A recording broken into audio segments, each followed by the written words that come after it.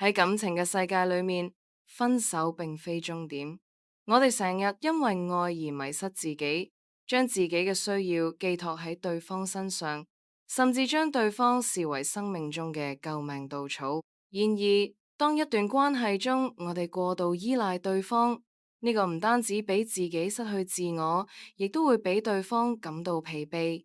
真正健康嘅感情係兩個人共同經營，而非單方面嘅消耗。分手嘅原因有好多，有時係因為對方原本就未曾將你視為人生伴侶，有時則係因為彼此對未來嘅期待唔一致。而若一方堅持走落去，另一方卻選擇退縮，呢一段關係就會演變成一場拉鋸戰，彼此消耗，最終走向破裂。重要嘅係，我哋唔應該因分手而否定自己。分手並唔代表你唔夠好，而可能只係對方仲未準備好去迎接呢一段關係。愛一個人，並非糾纏或者強求對方回到自己身邊，而係尊重對方嘅選擇。